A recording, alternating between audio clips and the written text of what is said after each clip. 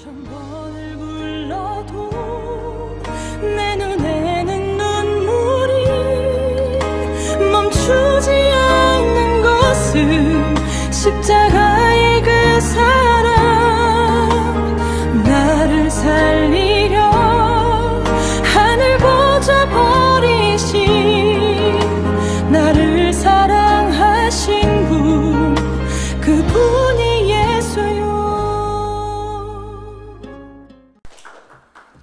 세포드라이프 과정을 겪으시면서 경험하시고 또 각오하시고 결단하셨던 내용들을 나눠주셔서 감사합니다. 저하고 짠 거 하나도 없습니다. 그대로 전해주셔서 참 감사하고요. 그래서 오늘 또 저는 이 말씀을 주보에 나와 있는 것처럼 배우고 확신한 일에 거하라 라고 하는 제목으로 오늘 말씀을 좀 나누려고 합니다.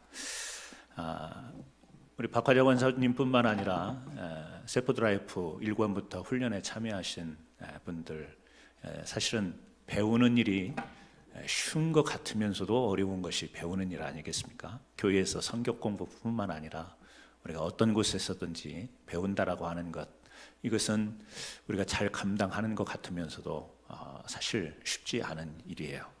그런데 정해진 시간, 또 그리고 과제가 주어지고 일주일에 시간과 에너지를 계속 쏟아부으면서 해야 된다는 것이 오늘 현대 바쁜 생활 가운데 부담스러운 것이 사실이기는 합니다. 그럼에도 불구하고 우리 교회에서 많은 분들이 이 과정에 참여해 주시고 또 앞으로 하실 분들도 지금 계셔서 그분들에게는 오늘 또 적지 않은 부담감을 드리는 시간이 될 수도 있겠습니다. 하지만 다 참여를 하시고 사실은 배운다라고 하는 이것이 어떤 의미인가를 오늘 이 디모데 후서를 통해서 간단하게 한번 말씀을 좀 나눠보고 싶습니다. 오늘 말씀에 우리가 읽었듯이 배우고 확실한 일에 거하라 이렇게 이야기를 하죠. 배우라는 이야기가 하나가 나오고요, 확신한 일에 거하라 라고 하는 이 두 가지가 한 문장 속에 담겨 있어요. 그래서 이 말씀을 보면서 먼저는 왜 하나님의 말씀을 배워야 되는가?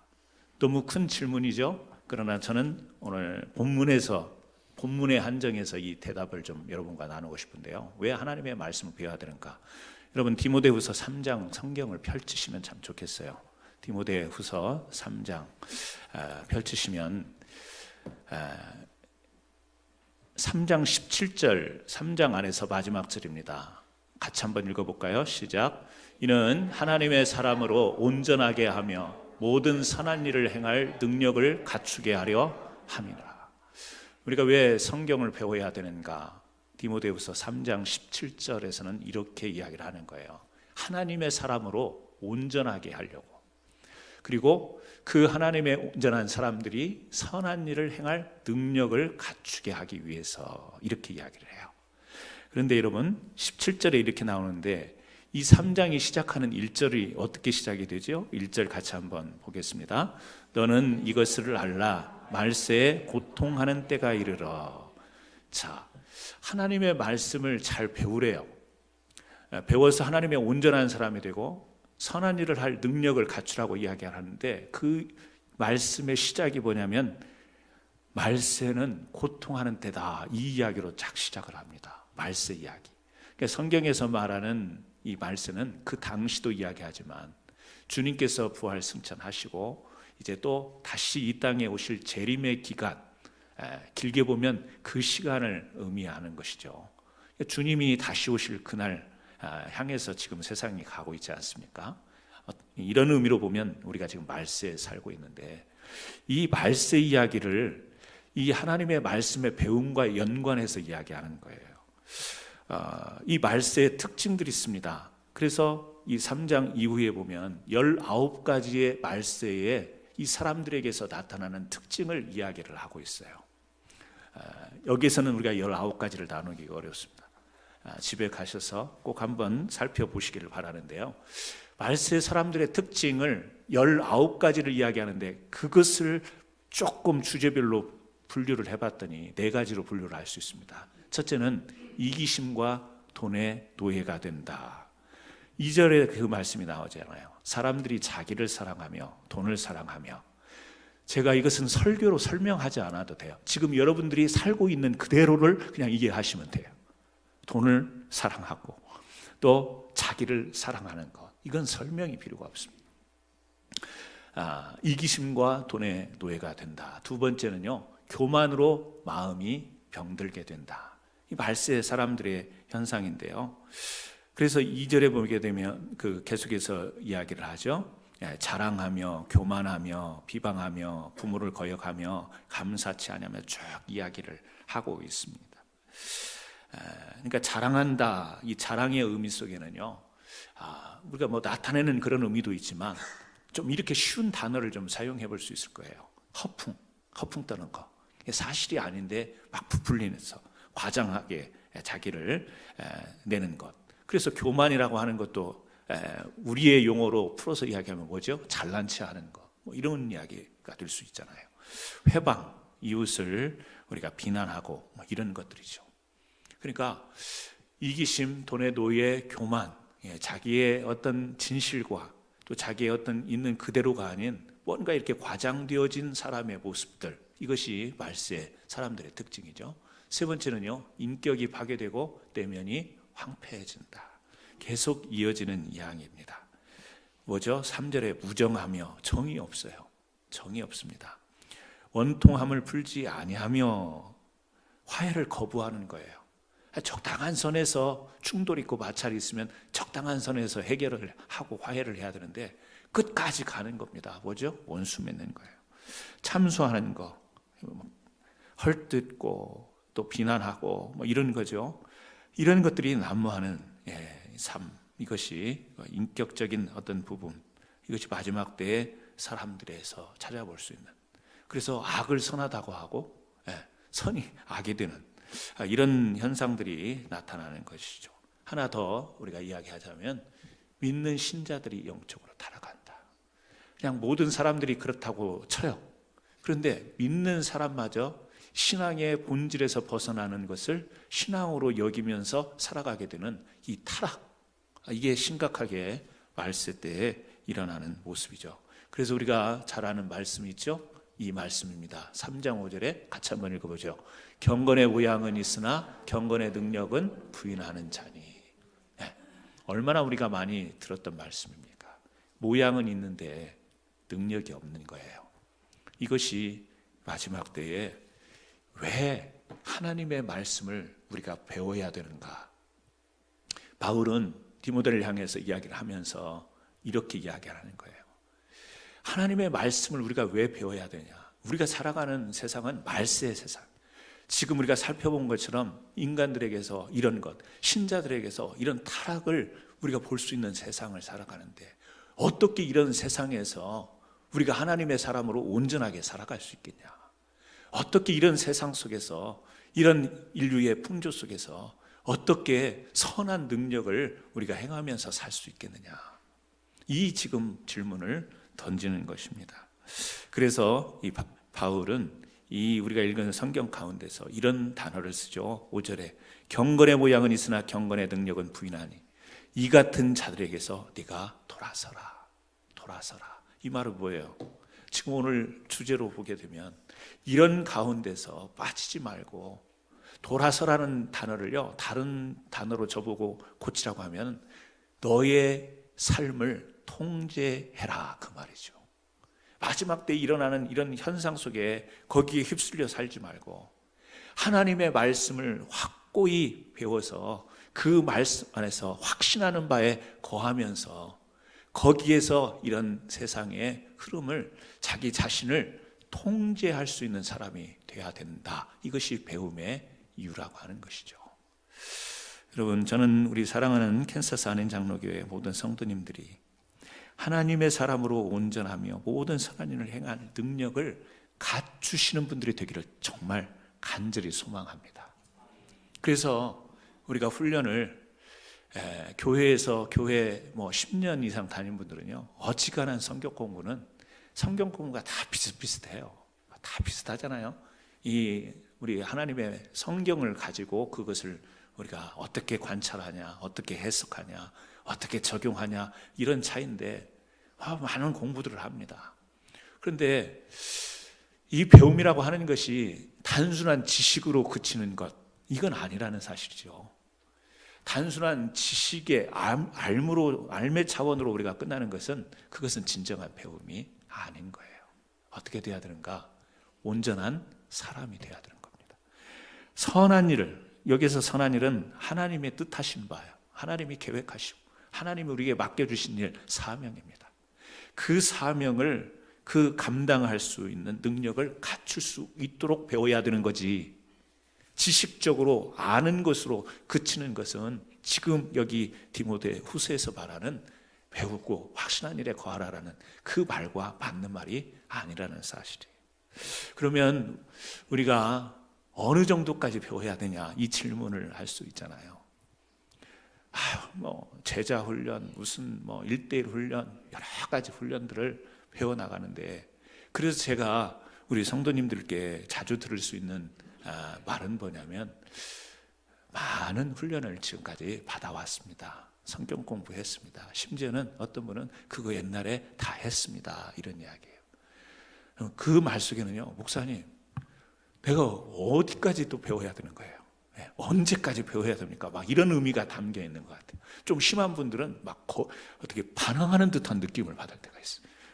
내가 배울 만큼 배웠는데 뭘 또 이렇게 배워야 되는가? 그러면 사실은 목회자로서 어떻게 답변 드리기가 참 어려워요. 그런데 오늘 이 말씀을 나누면서 스스로 내가 어느 정도까지 배워야 되지, 이 답을 여러분들 스스로 결론 내렸으면 참 좋겠습니다. 안데르스 에릭슨이라는 사람이 있습니다. 1만 시간의 재발견이라는 책이 있는데요, 한국어로 번역된 책입니다. 이 사람이 책의 내용 가운데서 하고 있는 이야기가 있어요.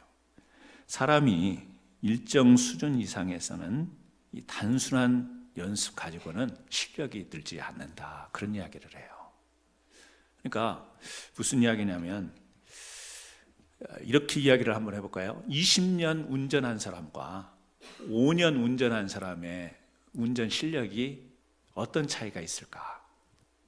여러분, 누가 운전을 더 잘하겠습니까? 우리는 당연히 20년 운전한 사람이 운전을 잘할 거라고 생각합니다. 학교에서 20년 가르친 선생님과 5년 경험을 가지고 가르치는 선생님, 누가 더 잘 가르치겠는가? 그러면 우리는 당연히 20년 동안 가르친 선생님이 더 잘 가르칠 것이다. 왜? 그 시간의 분량이 있기 때문에, 그 시간의 분량 동안 경험과 경륜이 있기 때문에 우리는 그렇게 생각한다라는 거예요. 그런데 한편에서는 이렇게 이야기하는 거예요. 20년 동안 운전을 하면서 이렇게 운전하면 안전하게 운전하는 거야.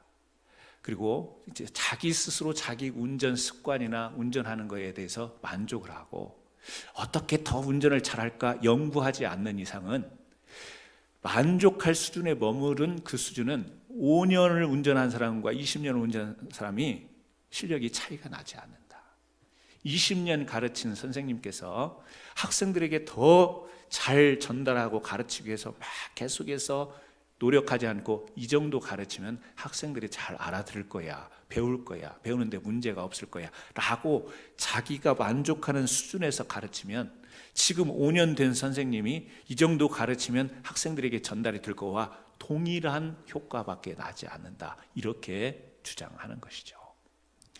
그러니까 우리는 많은 시간은 그 시간에 비례해서 더 많은 것을, 더 좋은 것을, 더 발전이 있을 거라고 하지만 실제로 본인이 만족하는 어떤 선, 그리고 그 만족하는 선에 따르는 기술이 습득되어서 이렇게 하면 자동적으로 할 수 있는 그런 기술이 습득되면 더 이상 발전을 하지 않는다라는 거예요.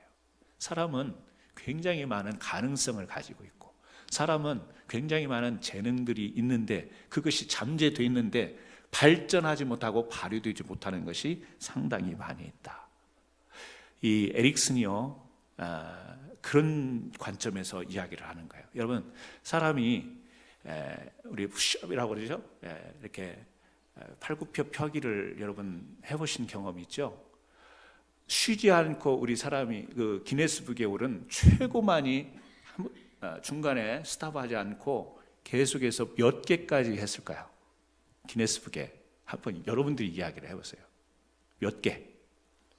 우리 뭐 지금도 여러분들이 아마 1분 안에 몇 개 하는가 이렇게 체력을 검증하는 분도 있을 거예요. 제가 어제 저녁에 해보려다가 너무 피곤해서 못 해봤어요. 브랜슨을 갔다 와서 피곤해서 사실은 김용무 집사님 운전을 다 해줬음에도 불구하고 이제 설교를 마무리 준비하면서 그런 충동이 생기잖아요. 나는 몇 개를 하나 이렇게. 몇 개일까요? 500개? 그러니까 시간 제한은 없어요. 그런데 쉬지 않고 할 수 있는 게 500개? 5,000개? 예? 5,000개? 누구예요? 5,000개라고 말씀하시는 분 누구예요? 자기는 하지도 못하면서 무슨 막 5,000개를 막. 최고 세계 기록이요 46,000개랍니다. 46,000개. 저는 믿어지지가 않아요. 인간이 아니지, 이건 기계. 어제 삼손을 관람하면서 아쉬웠던 점이 하나가 있어요. 삼손이 게이트 문을 쫙 막 얼굴 표정을 막 힘을 다해서 들고 가는데 우리는 다 보이잖아요. 위에 와이어가 있는 것이. 실제 배우 캐스팅을 할 때 좀 진짜 힘 있는 사람을 해가지고 그보다는 안 크더라도 진짜 이렇게 막 자기 힘으로 드는 것을 보여줬으면 더 리얼했을 텐데 그냥 그 조명빛 때 와이어가 다 보이는데 배우는 막 자기가 힘 있는 것처럼 이렇게 막 실감이 안 나더라. 여러분 46,000개를 사람이 했으니까 이 기록이 있는 거 아니에요? 46,000개. 드라이버가 지금은 우리 GPS가 있기 때문에 딱 눌러서 이렇게 신경 안 쓰고 가잖아요. 근데 GPS가 없었을 때는 우리가 다 뭐죠? 지도, 책으로 된 지도책을 미리 한번 딱 보고 또 가는 길을 하이라이트를 다 해서 엑시 몇 번으로 빠져가지고 어떻게 들어가는지를 미리 한번 다 습득하고요. 가면서 긴장하면서 막 머리를 쓰면서 그렇게 갔어요. 근데 지금은요, 지금은 GPS가 다 알려주는 대로 가잖아요. 그림으로 보고 영어로 말하든지 한국말로 말해주든지 그 말을 듣고 이렇게 가면 쉽게 갈 수 있습니다. 그런데 이 사람들이 자꾸 머리를 쓰는 만큼 뇌가 발전한다라고 하는 것은 우리가 처음 듣는 이야기가 아니라는 사실이에요. 그래서 이 책에서 이 에릭슨이 하는 이야기가 그렇습니다. 사람에게는 의식적인 연습이 필요하다. 이 단어를 써요. 의식적 연습. 이 말이 무슨 말이냐면 예를 들어서 우리 보고 팔굽혀펴기를 하라 그러면 내가 더 이상은 할 수 없다. 한계점에 이르렀을 때 2번만 더 하도록 죽을 힘을 다해서 이제 죽어도 못하겠다 할 때 2번만 더 하라는 겁니다.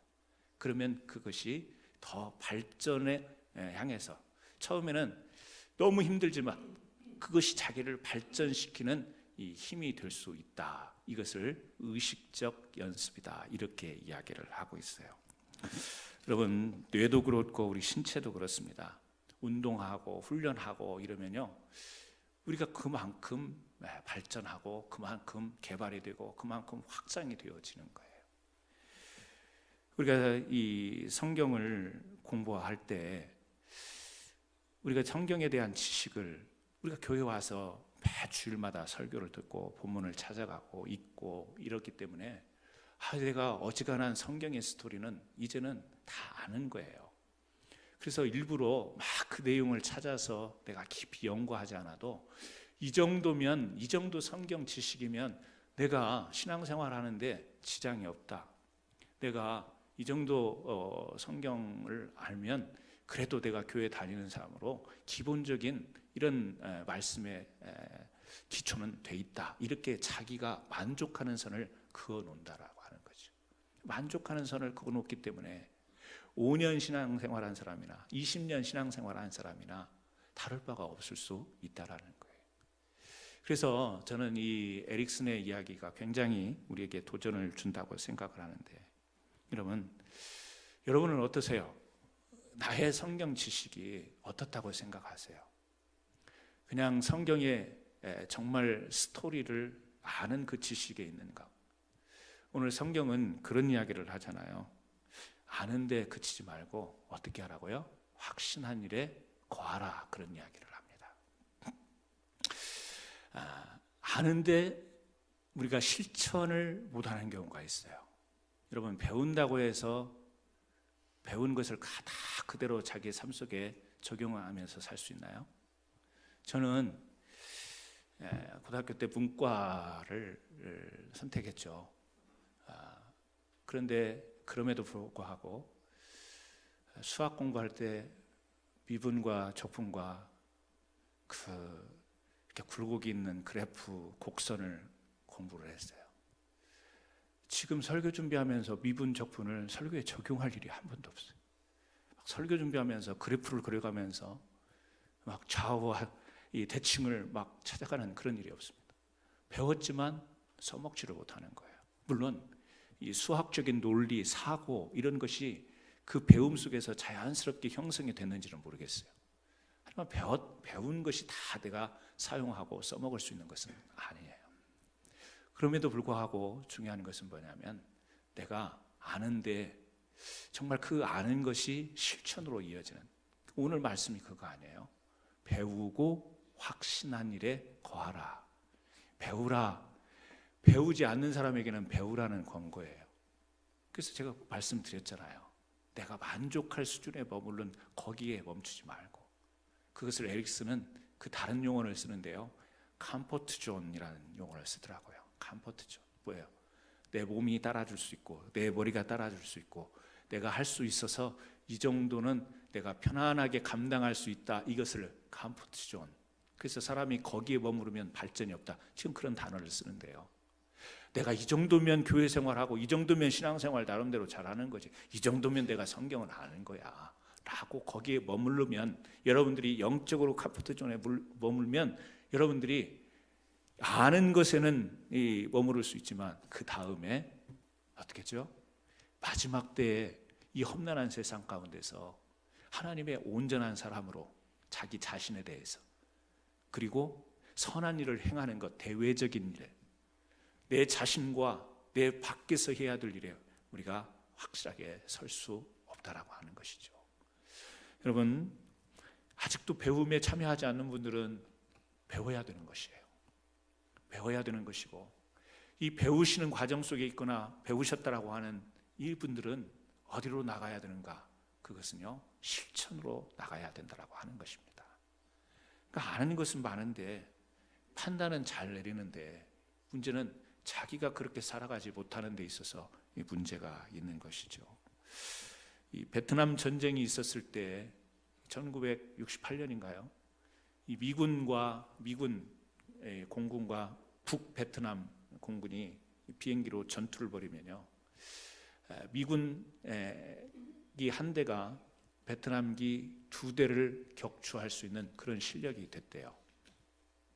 그런데 점차 전쟁이 있으면서 이제는 미국군 공군기 한 대가 한 대도 격추를 못하는 막 일들이 발생을 해서, 그때 미국 지휘부에서 이제 탑건 교육을 재교육을 시킴으로 인해서 어떤 현상이 벌어졌냐면, 미국기 한 대가 베트남기 2대를 격추하던 이게 잠깐의 교육을 통해서, 단기죠, 1년, 2년, 3년 정도 되는 그 기간을 통해서 1973년도에는 이 미국기 한 대가 평균 이 북베트남기 12대를 격추하는 일이 생겼다는 거예요.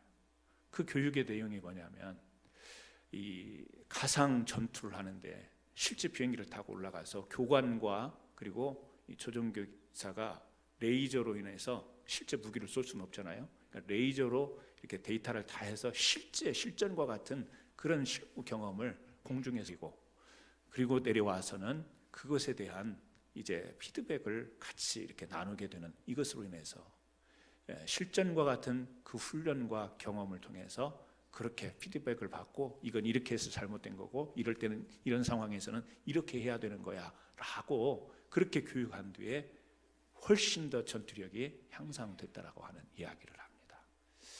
여러분, 배울 때 그냥 이론으로 배우면 이런 상황 속에서는 이렇게 공격하면 돼, 이런 상황이 오면 이렇게 피하면 돼, 이론적으로는 배웠지만 실제 공중에 올라가서 딱 접전이 벌어지면 또 다른 것이죠. 그래서 실전적인 그 훈련을 통해서 실력이 향상되는 것처럼, 우리가 하나님의 말씀을 요즘에는 혼자도 얼마나 공부할 수 있는 기회가 많은지 몰라요. 어떤 분이 성경에 들어가고 배워 가지고 와가지고 너무 황당한 거죠. 너무 황당한 거죠. 이 너무 잘 돼 있는 자료는요, 사실 이단들이 더 많아요. 그러니까 혼자도 얼마든지 요즘에는 공부할 수 있는, 말씀을 공부할 수 있는 환경이 열려 있긴 해요. 근데 거기에 별도 이 안에서 마련된 이런 성경 양육 훈련 프로그램에 여러분이 오셔서 내가 생각하고 있는 것과 내가 알고 있는 것과 그 차이, 또 그동안에 알고 있었지만 이 말씀이 이런 깊이가 있었는가, 내가 지식으로 알고 있었지만 이게 지식이 아니라 이것은 삶이라고 하는 것을 우리가 훈련과로서 삶 속에서 과제를 안고 나가서 이렇게 말씀대로 살아보는 이런 훈련을 통해서 우리가 더욱더 믿음이 성장하고 믿음이 더욱더 단단해지고 확고해질 때, 이 마지막 때에 너무 자기를 사랑하잖아요. 너무 물질 만능주의가, 너무 돈을 사랑하고 돈으로 모든 나라와 민족이, 경제라고 하는 굉장히 좋은 단어 같지만 결국엔 돈 아니겠습니까? 여기에 죽고 사는 문제들이 달려있고 여기에 치우쳐 살고 이것 때문에 우리 삶의 질서와 우선순위가 다 흐트러지고 뭔가 하나님이 의도하셨던 질서, 보시기에 좋았던 이런 것들이 다 흐트러지는 가운데서 우리가 온전히 어떻게 살아가야 되는가를 어디서 찾을 수 있겠습니까? 우리가 무엇을 하며 이 땅에서 사명자로 살 건가를 어디서 찾겠습니까? 돈에서 찾아요? 세상에서 찾아요? 자기 자신에게서 찾아요? 찾을 수가 없는 거예요.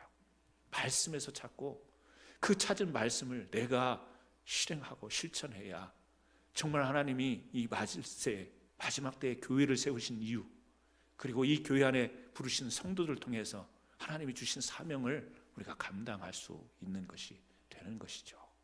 그러면 저는 말씀을 드렸습니다만 그런 데서부터 조금 우리가 통제를 했으면 좋겠어요. 내 자신을 통제하는 거. 내 자신을 통제할, 나 이만하면 됐어, 여기로부터 여러분들이 통제할 수 있기를 바랍니다. 내 스스로 만족하는 것을 통제할 수 있는 분들이 되셨으면 좋겠어요.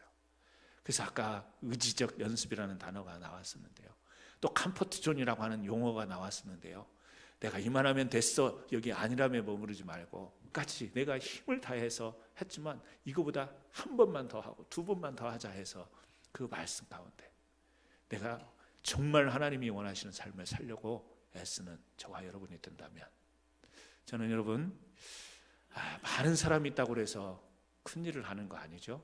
성경적이에요. 작은 능력을 가지고도 주님의 이름으로 큰일을 감당할 수 있는 거예요. 여러분, 우리 큰 교회 목표가 아닙니다. 작은 교회니까 그렇게 이야기하겠지라고 할지는 모르지만 여러분, 실제가 그런 거 아니겠습니까? 여러분 마음속에도 그런 마음이 있지 않습니까? 우리가 생각하는 교회상, 우리가 생각하는 그런 사역상, 그게 뭘까요? 아까 권사님께서도 이야기하셨지만 우리가 이 땅에서 명령받은 사명들이 있어요. 정말 우리 마음속에 이 영혼을 사랑하고 주님이 명령하셨던 것처럼 그런 사명을 안고 내가 나가서 그 능력을 가지고 실천해야지, 이런 게 있다면 여러분, 우리 교회는 정말 하나님이 기뻐하실 수 있는 교회가 될 거라고 저는 믿습니다. 그래서요, 세포드 라이프뿐만 아니에요. 저는 양육 훈련만을 이야기하는 게 아닙니다. 기도의 자리, 예배의 자리, 또 우리가 봉사하고 헌신하는 모든 자리가 다 우리가 배움의 자리예요. 다 실천의 자리인 거예요. 성경 공부만 참석했다고 해서 우리가 배우는 게 아니고 확신한 일에 거하는 게 아니고요. 성경 공부가 아닌 다 배움의 자리요, 확신에 거하는 자리인 줄로 믿습니다. 연로하신데도 불구하고 세포드 라이프에 참여하셔서 더 강한, 또 더 센, 이보다 더 많은 분량이 있는 내용을 공부했음에도 불구하고 또 참여해서 함께 공부하신 우리 성도님들에게도 참 감사를 드리고요.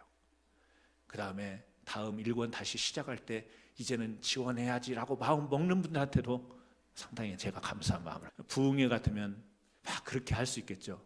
자, 다음에 1권 들어오실 분 손 한번 들어보세요, 이렇게 하겠지만 부흥회가 아니기 때문에 속으로 판단하시고, 다시 한번 정말 하나님의 말씀을 사랑하고 그 말씀을 배우기 위해 애쓰시는 우리 성도님들 참 고맙고 사랑합니다.